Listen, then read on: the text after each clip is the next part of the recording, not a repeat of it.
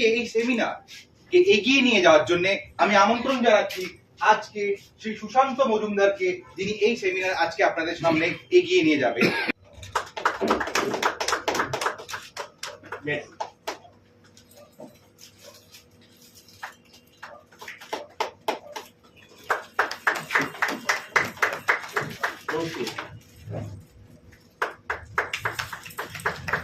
একটু মিষ্টি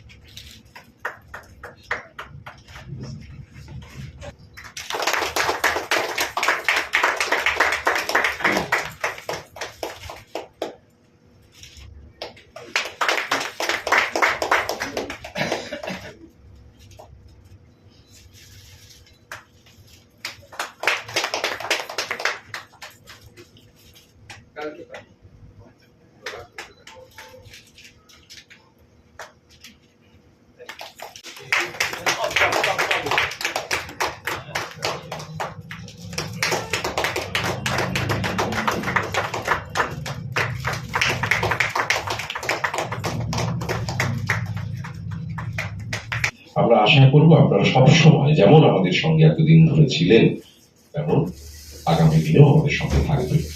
আজকের এই সেমিনারের বিষয় আপনারা শুনলেন যে থিয়েটারের সামাজিক সমস্যা এবং কন্ডিশন। আমাদের মধ্যে বক্তা হিসেবে উপস্থিত আছেন প্রত্যেকে আমাদের খুব গুণী মানুষ। একদম ডান দিক থেকে নতুন করে পরিচয় দেওয়ার আর কিছু নেই। অভিক ভট্টাচার্য নাট্য গবেষক, সাংবাদিক, পত্রিকা সম্পাদক, মানে কি বলবো সম্পর্কে নতুন করে আর যারা জানে, আমরা যারা থিয়েটারের সঙ্গে যুক্ত তারা অভিক ভট্টাচার্য সম্পর্কে আর নতুন করে বলার অবকাশ রাখে না। তার পাশে রয়েছে প্রেমাঞ্জন দাশগুপ্ত। আপনারা জানেন শিক্ষক মানুষ এবং সবচেয়ে বড় কথা একজন নাট্যপ্রেমী মানুষ, অভিনেতা, ভীষণ ভীষণ ভালো অভিনেতা। আসলে রঞ্জনদা আমাদের কাছে থিয়েটারের মানুষদের কাছে একটা অভিভাবকের মতো, অবশ্যই আমাদের কাছে একটা পিতৃসম মানুষ, যাকে দেখে জয় একটু আগে বলছিল সেই ছোট্টবেলা থেকে যাকে দেখি কোথাও কিচ্ছু নেই, একজন মানুষ রঞ্জন গঙ্গোপাধ্যায়। রঞ্জনদা আমাদের শ্রদ্ধা, আমাদের প্রণাম গ্রহণ করবেন। সত্যতা তো কি বলবো, 75 বছর বয়সেও চির যৌবন, সবসময় সদাহাস্যময়, একটা হাসুকে লোক, মিশুকে লোক, বকা দেয়, মারে, দৌড়ে আসে, মানে এই একটা অদ্ভুত ধরনের। আমরা আলোচনাটাকে ঠিক এইভাবে আমরা নিয়ে যেতে চাই বা চাইছি। পৃথিবীতে এমন কোনো নাট্য নির্মিত হয়নি আজও পর্যন্ত যে নাট্যে কোনো সামাজিক সমস্যার অন্বেষণ হয়নি। এরকম কোনো নাট্য পৃথিবীতে নির্মিত হয়নি। নাট্যের নানা রকমের রূপ আছে, তার নানা ধরনের প্রয়োগ আছে, নানা ধরনের প্রকাশ আছে। সেই প্রকাশগুলোর পথ আলাদা আলাদা হতেই পারে, তার ফরমেশন বা তার প্যাটার্ন, তার ট্রিটমেন্ট সমস্তটাই আলাদা আলাদা হতে পারে, কিন্তু সামগ্রিকভাবে নাট্যের যে কন্টেন্টটা, যে বিষয়টাকে নিয়ে তারা সেটাকে নার্চার করেন, তাকে লালন পালন করেন, তার মধ্যে কোথাও না কোথাও সরাসরি না হলেও কোনো আন্ডার কারেন্টে বা নিচের স্তরে, আরো নিচের স্তরে একটু যদি গভীরভাবে ভাবা যায়, যে কোনো নাট্যের মধ্যে তার সামাজিক সমস্যা বিদ্যমান।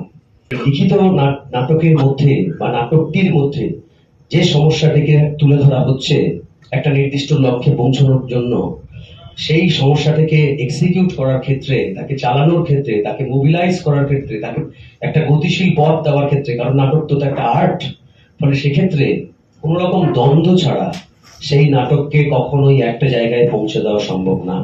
তাই প্রতি মুহূর্তে আমাদের মধ্যে, এবার এই প্রশ্নটা কেন, এই ইস্যুটা কেন তুলে আনলাম, তার কারণ হচ্ছে আমাদের নিজেদের মধ্যে যখন কোনো দ্বন্দ্ব থাকবে না, আমাদের নিজের কাছে নিজের কোনো প্রশ্ন থাকবে না, আমরা প্রশ্নাতীত ভাবে বেঁচে থাকবো, প্রশ্নাতীত ভাবে শিল্প চর্চা করব, তখন আমাদের সেই শিল্প চর্চা বা নাট্য চর্চা প্রায় একটি মৃতপ্রায় নদীর মতো অবস্থায় চলে যাবে। আমাদের মধ্যে উপস্থিত আছেন সন্তুর সাধুকা মহাশয়। সন্তুদা প্লিজ একটু আসবেন।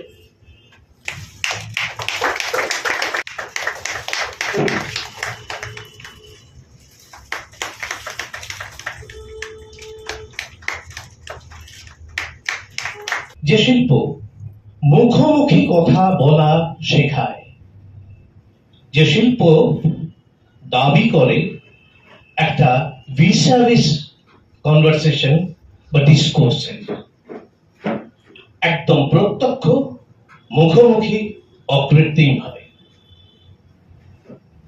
আমরা জানি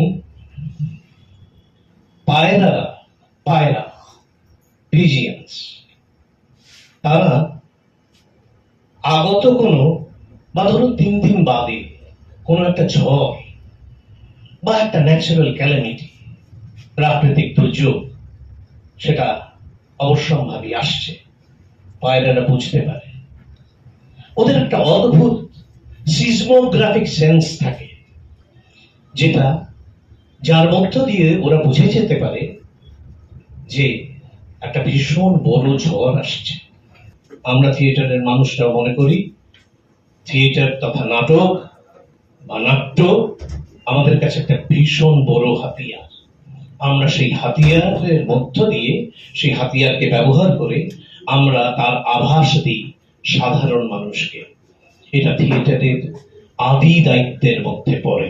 The 3 S, ABCD S, the 3 S of realistic play. কি? Number 1, statism. Number 2, survival. Number 3, self-help. যে কোনো রিয়েলিস্টিক ড্রামায়, যে কোনো রিয়েলিস্টিক প্লেতে এই 3টে এস থাকতেই হবে। The indispensable elements of a realistic drama. মানে প্রফেশনালিজম মানে এই নয় যে টাকা কামানো। প্রফেশনালিজম মানে আপনারা জানেন আমাদের দেশে একটা ভুল ধারণা আছে, অনেকে বলেন যে প্রফেশনাল আর্টিস্ট মানে বোর্ডে অভিনয় করে মানে টাকা কামায়। তা না, আসলে প্রফেশনালিজম বলতে যে একটা নিষ্ঠা এবং নিজেকে নিবেদন করা এবং একটা ঐক্যতান কোথাও যেন সুর হয়ে বেঁধেছিল ফেস্টিভ্যালে। শেষ দিন পর্যন্ত আমি যখন লাস্টে কালকে এসেছিলাম, সব মিলে যে দেখলাম যে খুব যে বেশি অনেক মানুষ জয়েসদের সঙ্গে রয়েছেন, প্রচুর তা না, কিন্তু যারা রয়েছেন তারা প্রত্যেকে ভীষণভাবে নিজেদের দায়িত্বটা বুঝেছিলেন এবং বুঝে অত্যন্ত নিষ্ঠার সঙ্গে একটা উৎসবকে সার্বিক এবং সামগ্রিক সফলতা নিয়ে গিয়েছেন। গ্রিস দেশে এথেন্সে ডিউনুসাস দেবতার উৎসব হতো। আপনারা জানেন ডিউনুসাস হচ্ছে গ্রিসদের দেবতা, মানে সমস্ত স্টেজে একটা করে মন্দির থাকে, ডিউনুসাস দেবতার মন্দির। সে ডিউনুসাসকে একটা লোককাহিনী আছে, তাকে খাইয়ে পরিয়ে একজন ডিউনুসাস মানে মানুষকে খাইয়ে পরিয়ে তাকে নাদুসুস করে তাকে কেটে ফেলা হয়, দেবতার কাছে উৎসর্গ করে তার সমস্ত রক্ত মাংসগুলো খেতে ছড়িয়ে দেওয়া হয়, ফসলের খেতে। গ্রিসদের বিশ্বাস ছিল এই রক্ত মাংসের এই ক্ষেত উর্বর হবে জমি, যে তুমি 1000 পরীক্ষা নিরীক্ষা করো, আমি তোমার 0 দেব তোমার ফর্ম যদি আমি বুঝতে না পারি। আরে মশাই, আমি কি বুদ্ধিজীবী কি জীবী জানি না, আমার মা যদি বুঝতে না পারে। থিয়েটারে কিন্তু আমরা একটা বিশাল সামাজিক সমস্যার মধ্যে থেকে অতিবাহিত করছি, যারা আমরা নাটক করি তারা জানি। এই প্রসঙ্গে শুরু করব, বাবু আপনি কালকে বলছিলাম, আজকে একটু নিচে দাঁড়িয়ে কথা বলছেন, যে মনে পড়লো আমার এক সহকর্মীর কথা। আমি জীবনের আমার প্রথম চাকরি শুরু করেছিলাম রয়্যাল ক্যালকাটা টার্ফ ক্লাবে। তারপর সেখান থেকে আমি ক্যালকাটা পুলিশের সার্জেন্ট হয়ে জয়েন করি, তখন সেটা নকশাল পিরিয়ড। তারপর আমি ব্যাংকে চাকরি পেয়ে যাই এবং আমার অমলদা ছিলেন আমাদের সিনিয়র, মানে উনি ইউকো ব্যাংকে ছিলেন, আমি ব্যাংক অফ ইন্ডিয়া ছিলাম। তা আমার একটি সহকর্মী খুব ভালো কবিতা লিখত। 1976 সালে কলকাতা বই মেলা হয়, বিভিন্ন রকমের অনুষ্ঠান হতো, তা সেখানেতে ওই আধুনিক কবিদের কবিতা সব লেখা হতো, পড়তেন তারা এতে। তা একটি কবির একদিন আমি যেতাম, ভালো লাগতো শুনতে। একটি কবি বলছেন যে শীতের রাত বইমেলা হতো এখানে, এই আমাদের এই এখন তো উঠে গেছে ময়দান থেকে, হ্যাঁ বঙ্গ সংস্কৃতি মেলাতে সম্মেলন হতো, বই মেলাটা ওই পাশে হতো। হ্যাঁ, দেখলাম লেখা রয়েছে কবি দরজা জানলা খুলে দাও। আরে কবি কি বাড়ির চাকর নাকি? দরজা ও খুলতে যাবে কেন? যা বুঝিস না সেটা পরে বুঝতে পারবি। কি বুঝবো রে ভাই, আমি বাড়িতে পয়সা দিয়ে কাজের লোক রেখেছি, সেই তো জল খুলবে। তা আমাকে বলছিস কেন? আমি তো কবি। আমাকে পরে বুঝলাম সেই দরজা জানলাটা কবির কি দায়িত্ব, কি দরজাটা।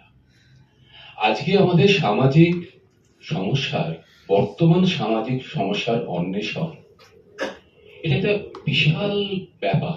চল রে সোজা, ফেলে রে বোঝা, রেখে দে তোর রাস্তা খোঁজা, চলার পথে পায়ের তলায় রাস্তা জেগেছে। আলোচনাটা এত সুন্দর একটা আলোচনা হয়েছে, এত সমৃদ্ধ সেই আলোচনাটা, আমরা বেশ আনন্দিত হলাম দর্শক আসলে বসে থেকে। হ্যাঁ, ঠিক।